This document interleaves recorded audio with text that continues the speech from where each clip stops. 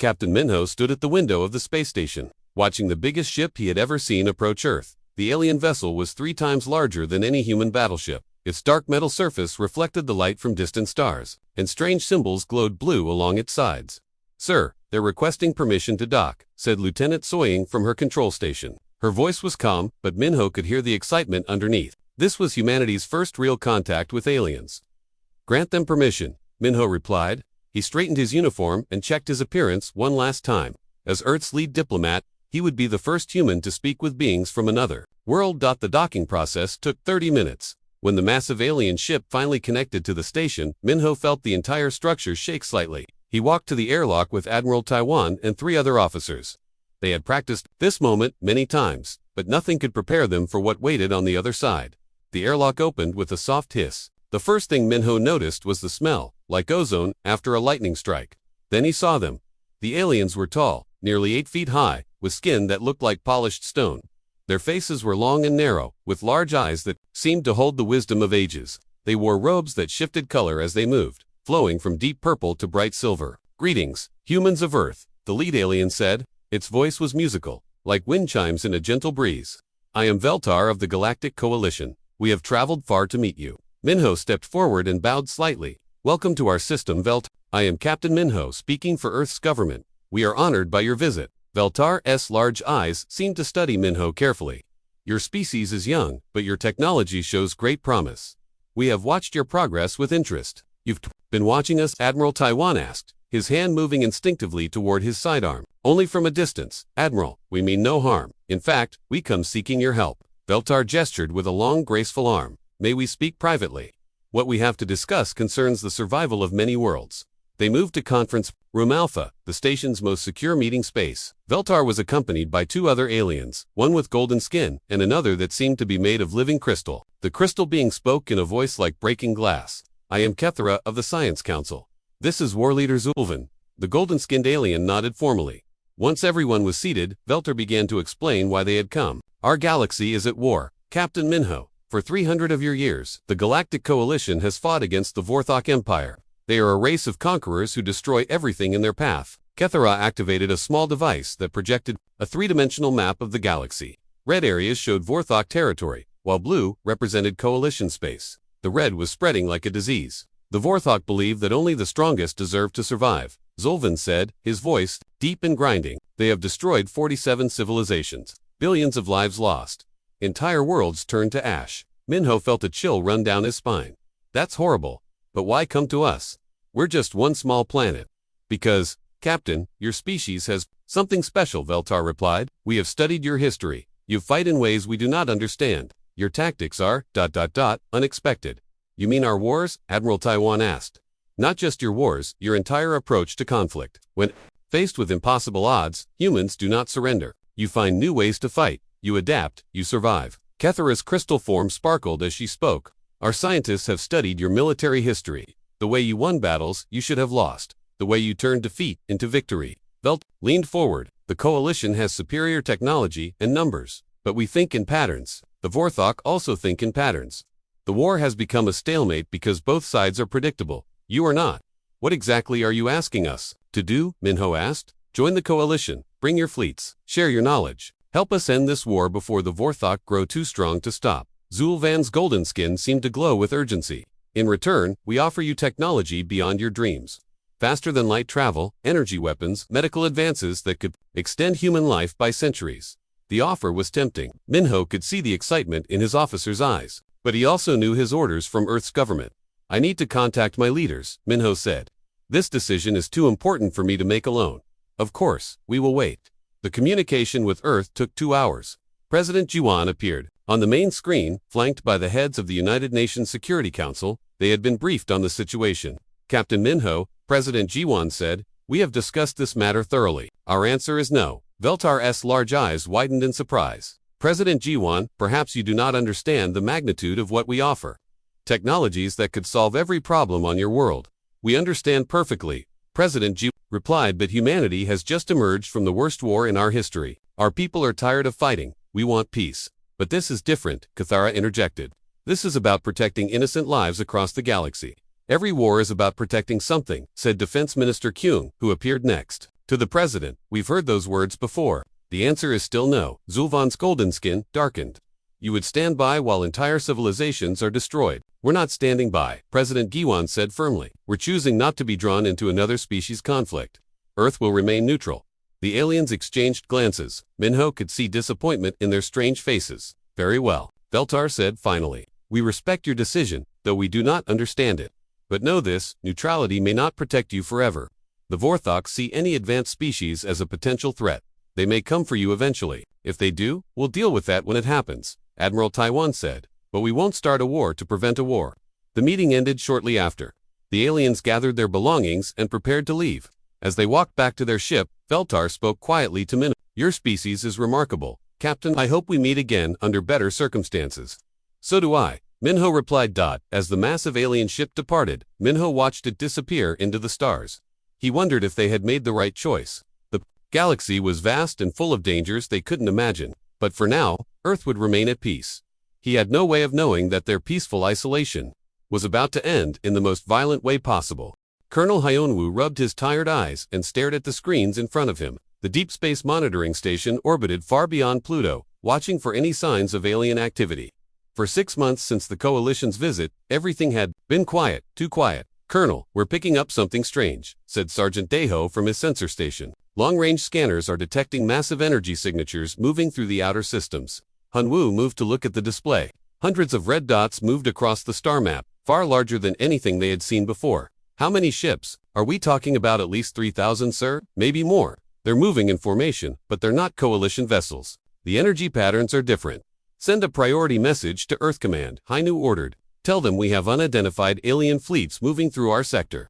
Meanwhile, on the Coalition front lines, Commander Jinwoo watched the battle. From the bridge of the Coalition ship Starwind, he was one of 12 human observers who had volunteered to study alien warfare. Even though Earth remained neutral, the space battle was unlike anything humans had imagined. Ships the size of cities fired beams of pure energy at each other. Explosions lit up the darkness like new stars being born. But what shocked Jinwoo most was what happened after the battle ended. Commander, look at this, said his alien partner, a four-armed creature named Rick Stell. The Vorthok are not taking prisoners. On the main screen, Jinwoo watched in horror as Vorthok ships systematically destroyed everything in the conquered system. Not just military targets, but civilian transports, space stations, even small mining ships, trying to flee. They're killing everyone, Jinwoo whispered. This is their way, Rick Stell replied sadly.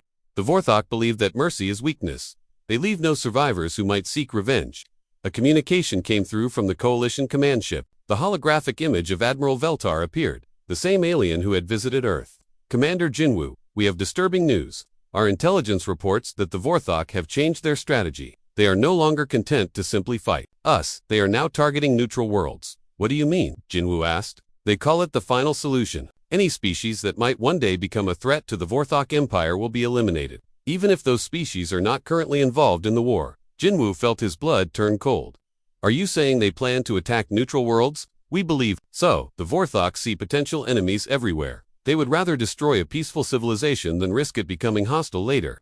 Back on Earth, Intelligence Officer Soyang was analyzing the data from the Deep Space Station. The numbers were frightening. The fleet moving through their sector was enormous, larger than anything the Coalition had ever assembled. Dr. Yunji, I need you to look at this, Soyang said to the scientist working at a nearby computer. Dr. Yunji studied the energy readings. These ships are using a different type of technology than the Coalition. The power output is massive, but the efficiency is poor. They're built for destruction, not exploration. Could they be Vorthok? It's possible. But what would they want in our sector? There are no Coalition bases here. The answer came 3 days later. A Coalition messenger ship arrived at Earth's solar system, badly damaged and leaking atmosphere. The pilot was barely alive when they brought him aboard the space station. Warning, for Earth, the alien gasped. The Vorthok, they're coming. Not for conquest, for elimination. Captain Minho was called to the medical bay immediately. The alien pilot was a species he had never seen before, small and covered in soft fur, with large eyes that showed intelligence and fear. What do you mean, elimination? Minho asked gently. The Vorthok War Council. They have decided. Any species with advanced technology must be destroyed. Even neutrals. Especially neutrals. Dr. Yunji, who had been monitoring the conversation, stepped forward. Why, especially neutrals? Because neutrals might choose sides later. The Vorthok cannot risk that. They prefer to destroy potential enemies before they become actual enemies. The implications hit Minho like a physical blow. They're going to attack Earth, not just Earth, every neutral world, every peaceful species. They call it the Great Cleansing. No one will be left alive who might oppose them in the future. The alien pilot died an hour later, but not before giving them the location of the Vorthok fleet. It was heading straight for Earth. President Jiwan called an emergency meeting of the Global Defense Council. The world's leaders gathered in the secure bunker beneath Geneva, their faces grim as they heard the news. The fleet will reach Earth in 72 hours, Admiral Taiwan reported. Our satellites show at least 4,000 Vorthok ships. We have maybe 200 vessels that could fight them. What about the coalition? Asked the Prime Minister of Japan. Surely they'll help us now. Their nearest fleet is 6 days away, Taiwan replied. They're fighting on 3 other fronts. They can't reach us in time. The room fell silent. Every person there understood what this meant. Humanity was about to face its first alien invasion, and they were outnumbered 20-1. We should have joined the coalition when we had the chance, said the president of Brazil. Maybe, President Jiwan replied, but we made our choice based on what we knew then. Now we have to live with it. General Mingi, Earth's top military commander, spoke up. We're not helpless. Our weapons may be primitive compared to theirs, but we know how to fight. We've been doing it for thousands of years. Against other humans, the defense minister pointed out, not against aliens with superior technology. Technology isn't everything, Mingi replied. Ask the Vietnamese how they beat the Americans. Ask the Afghans how they defeated the Soviets. Sometimes the smaller force wins because they want it more. Colonel Hyan Wu's voice came through the communication system from the monitoring station. Sirs, we have an update. The Vorthok fleet has entered our solar system. They're moving to Earth at maximum speed. President Jiwan stood up slowly. Then, it's decided. We fight, not because we want to, but because we have no choice. Send the alert to all military units. Activate the planetary defense grid, and may God help us all. As the meeting ended, Minho remained in his chair, thinking about Veltar's warning. Neutrality had not protected them after all. Now humanity would discover whether their refusal to join the Galactic War had been wisdom or the biggest mistake in their history. In 72 hours, they would have their answer. The alarm started screaming at 0600 hours Earth time. Admiral Seochin was drinking his morning coffee when the red lights began flashing across the command center. Through the windows of the orbital defense station, he could see them coming. The Vorthok fleet emerged from hyperspace like a swarm of angry insects. Their ships were dark and angular, covered in spikes and weapon ports. They moved in perfect formation, blocking out the stars behind them. How many? Seokajin asked, though he already knew the answer would be bad. 4,200 ships, sir, reported Lieutenant Yuna from her station. They're moving into attack formation. Seochin activated the emergency broadcast system. All units, this is Admiral Seochin battle stations. This is not a drill. Repeat, this is not a drill. On the surface of Earth, General Minji watched the sky from her underground command bunker. The first wave of Vorthok ships had already begun. Their descent, they looked like falling stars, except these stars brought death instead of wishes. Ground defense batteries, prepare to fire. She ordered all civilian populations, move to designated shelters immediately. The first explosion came without warning. A beam of red energy struck the Luna defense platform, vaporizing it in seconds. The platform had been home to 3,000 people. Now it was just glowing debris. Return fire. Seochin shouted, all weapons, open fire. The human fleet was small but fast. Earth's warships had been designed for speed and maneuverability, not for massive battles. Captain Donghae led the first attack squadron, 12 fighters against an army of alien ships. Stay close to the big ships, Donghae told his pilots over the radio. Use them as cover. Hit and run, people. We can't win a straight fight. His squadron dove between the massive Vorthok battleships, firing missiles and energy weapons. The aliens' shields absorbed most of the damage, but some shots got through. Small victories, but victories nonetheless. The Vorthok response was swift and brutal. Their weapons were designed to destroy planets, not fight small ships. But when a weapon that could crack a moon hit a human fighter, the result was always the same. Phoenix Squadron. We lost contact with Phoenix Squadron, came the report over the radio. Confirmed. Phoenix Squadron is gone. Seokajin replied grimly. 12 more pilots dead in the first 10 minutes of battle. On the ground, the first landing ships touched down in major cities around the world. New York, London, Tokyo, Beijing, all became battlegrounds in minutes.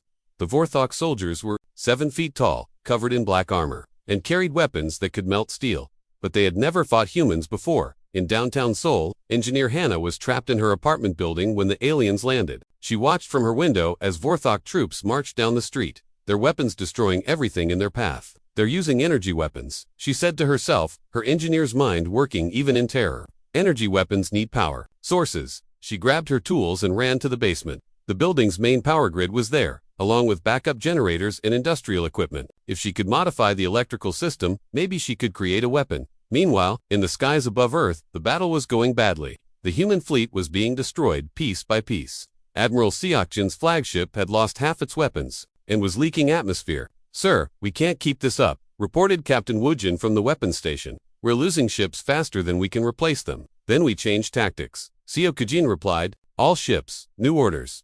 Stop fighting like a fleet.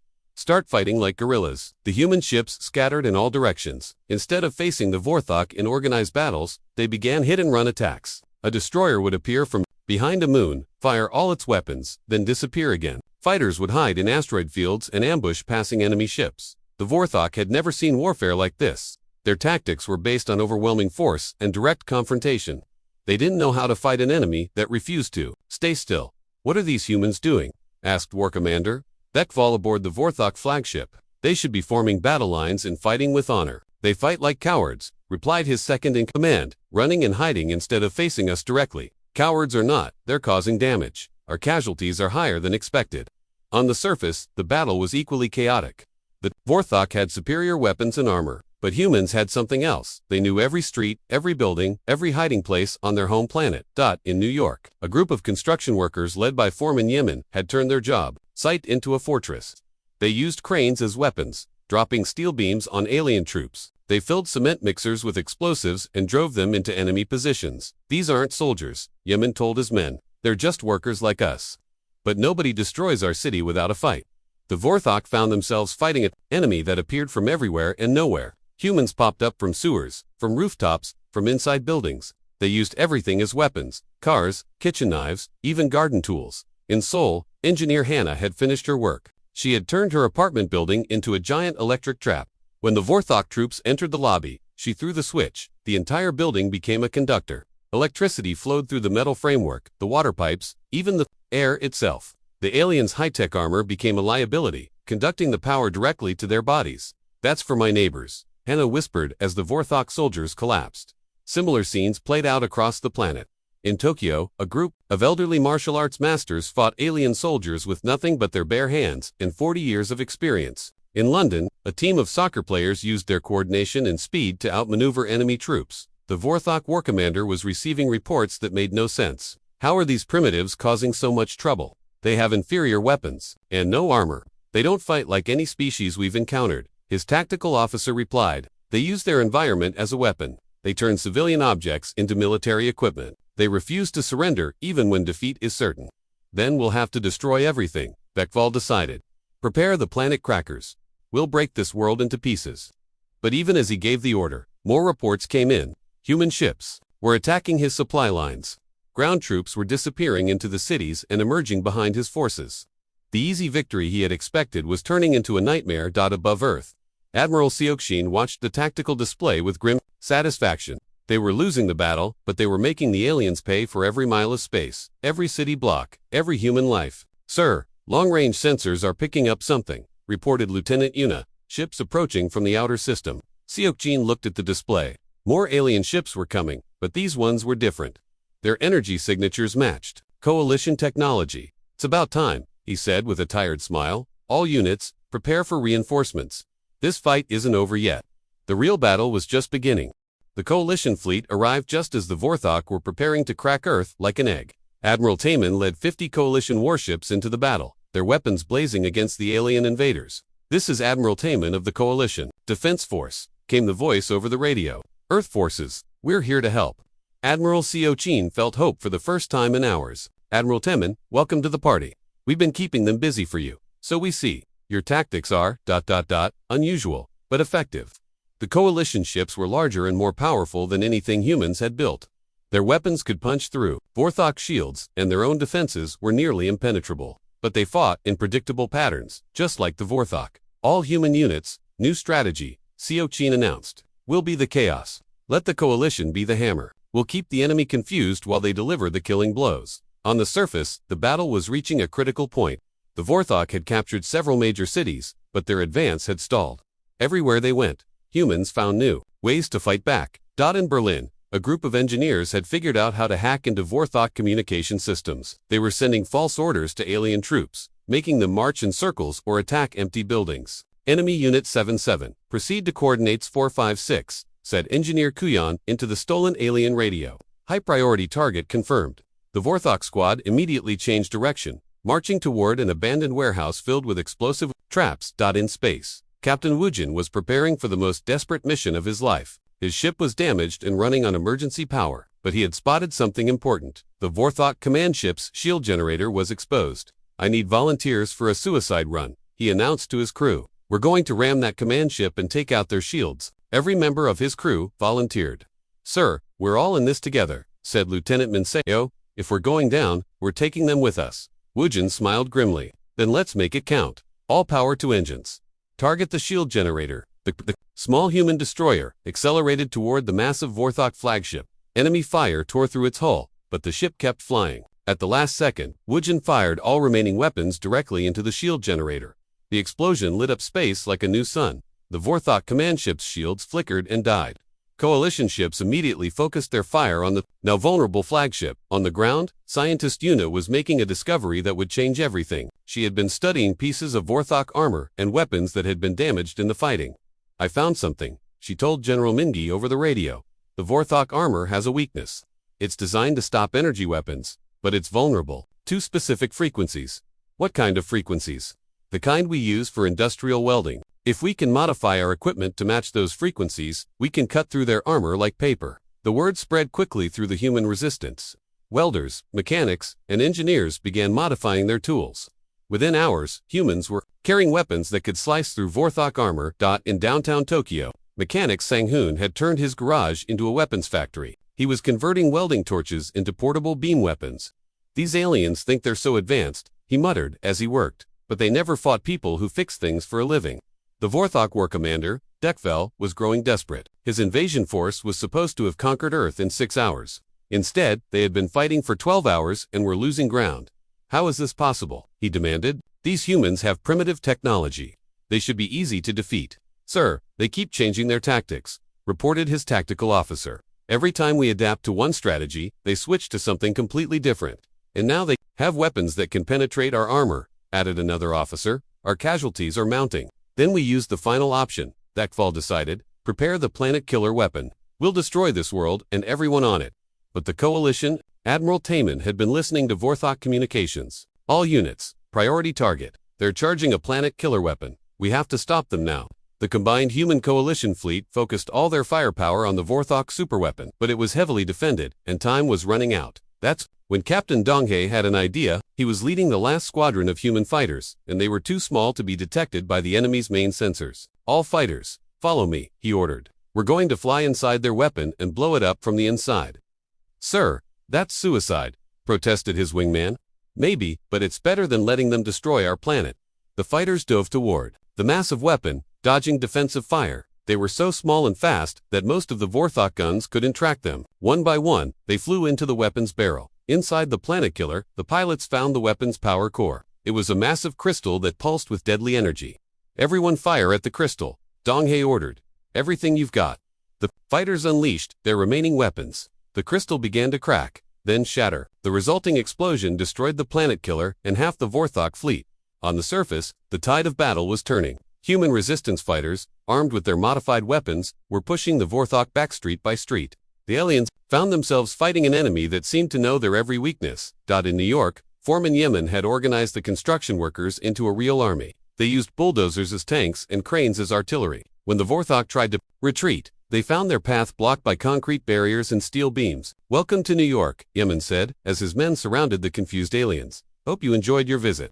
The Vorthok war commander watched his invasion force collapse. In 18 hours, they had gone from overwhelming victory to total defeat. The humans had done something no species had ever done before. They had beaten the Vorthok Empire. Retreat, he ordered. All units withdraw from the system. But Admiral Taman had other plans. All coalition and human ships, pursue the enemy. Don't let them escape to report our tactics. The battle ended with the complete destruction of the Vorthok invasion force. Not a single enemy ship escaped to tell their empire what had happened. As the smoke cleared, Captain Minho stood on the bridge of the space station, looking at the debris field that had once been the Vorthok fleet. Earth was safe, but everything had changed. Admito timing, he said over the radio. Thank you for coming to help us. Thank you for showing us how to fight. Taman replied, we've been fighting the Vorthok for centuries, but we never thought to use tactics like yours. What happens? Now, Minho asked. Now, Captain, we finished what they started. The Vorthok Empire attacked your world. I think it's time we returned the favor. For the first time in their history, humans were going to war among the stars. 3 months after the Battle of Earth, President Guan stood before the United Nations General Assembly. The Great Hall was packed with representatives from every nation on Earth, and for the first time in history, aliens sat among them. Vorthok Empire made a mistake when they attacked our world. President Guan began, they thought we were weak because we chose peace. They were wrong. The audience erupted in applause. In the front row, Admiral Taman and other coalition leaders nodded their approval. Today, I announce that Earth is officially joining the Galactic Coalition. But we're not just joining, we're going to help them win this war. The crowd rose to its feet, cheering. After centuries of fighting among themselves, humanity was finally united against a common enemy. Admiral Seo Chin watched from the orbital shipyard where the first human coalition warships were being built. The new vessels combined human creativity with alien technology. They were faster, stronger, and more unpredictable than anything the galaxy had ever seen. How many ships will be ready for the next offensive? Asked Captain Minho, who had been promoted to head of human coalition operations. 50 ships by next month, Seo Chin replied. Each one crewed by both humans and aliens. We're teaching them our tactics, and they're teaching us their technology. The partnership was working better than anyone had expected. Human officers brought chaos and creativity to coalition forces, while alien commanders provided discipline and advanced weapons. Together, they were unstoppable. On the coalition front lines, the war was changing rapidly. Commander Jinwoo led a mixed squadron of human and alien fighters against a Vorthok supply convoy. The enemy expected a traditional attack, but humans never did what was expected. Blue Squadron, attack from the front, Jinwoo ordered. Red Squadron, hide behind that asteroid field. Green Squadron, come in from below. The Vorthok defenders formed their standard defensive pattern, ready to repel a frontal assault. But the real attack came from 3 directions at once. The supply ships were destroyed before they could react. This is incredible, said Rickstoll, Jinwoo's alien wingman. We've been fighting these same shipping routes for years. The Vorthok always managed to get supplies through. Now, they lose a convoy every week. The trick is not to fight the same battle twice, Jinwoo replied. Always do something they don't expect. Back on Earth, Engineer Hannah had been put in charge of the new weapons development program. Her team was creating technologies that combined human engineering with alien science. Show me what you've got, she told her research team. Dr. Yoonji activated a holographic display. We've developed a new type of energy weapon. It uses coalition power cells, but the firing mechanism is based on human welding technology. It can cut through any known armor. In this, Hannah pointed to another device, a shield generator that adapts to different attacks. When the enemy fires energy weapons, it becomes an energy shield. When they fire physical projectiles, it becomes a physical barrier. The Vorthok won't know how to counter it.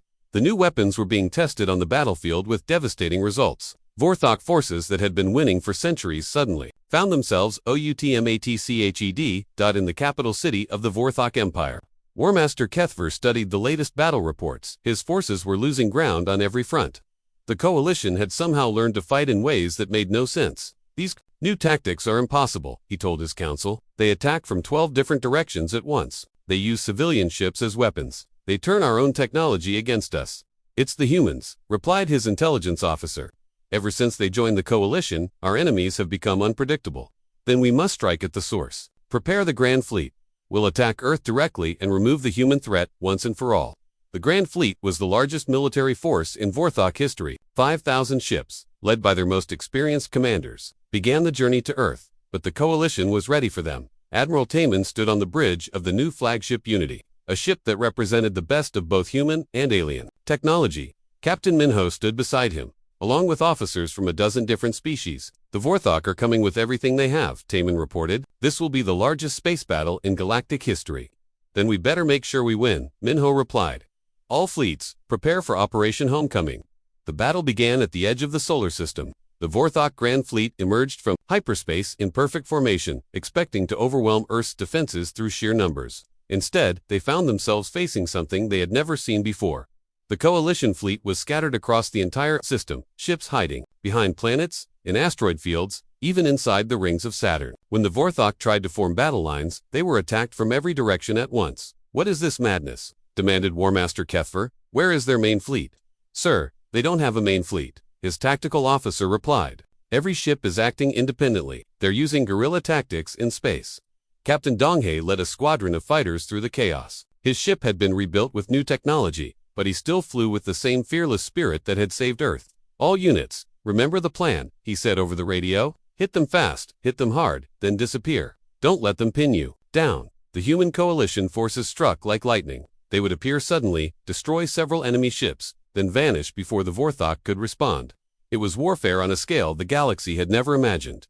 General Minji coordinated the defense from Earth's surface. She had transformed the entire planet into a fortress, with hidden weapons and surprise attacks waiting for any enemy that got through. They're not getting past us, she declared. Not again. The battle raged for 6 hours. When it ended, the Vorthok Grand Fleet was gone. Not defeated, completely destroyed. War Master Kethfer's flagship was among the wreckage. Floating dead in space, the victory at Earth broke the Vorthok Empire's will to fight. Within a year, their remaining forces surrendered. The war that had lasted for centuries was finally over. Captain Minho stood on the bridge of the Unity, watching the signing of the peace treaty. Representatives from hundreds of species had gathered to witness the end of the galactic conflict. You did it, Admiral Taman said to him. Your people saved us all. We did it together, Minho replied. Humans, aliens, everyone who refused to give up hope. President Ji-won's voice came over the ship's communication system. People of Earth, people of the galaxy. Today, we celebrate not just the end of a war, but the beginning of a new age. We have learned that our differences make us stronger. Together, we can face any challenge. The crowd cheered as the treaty was signed. The Vorthok Empire was dissolved, its former territories becoming free worlds under coalition protection. As the celebration continued, Minho looked out at the stars. Humanity had started this journey as reluctant participants in a galactic war. Now they were leaders of a new alliance that would bring peace to the galaxy. What's next? Asked Admiral Seo Chin, joining him at the window. Exploration, Minho replied. There are still unknown regions of space out there. New worlds to discover, new species to meet, and this time, we'll greet them as friends, not enemies. The galaxy was vast and full of wonders, and humanity, once content to stay on their small blue planet, was finally ready to explore it all.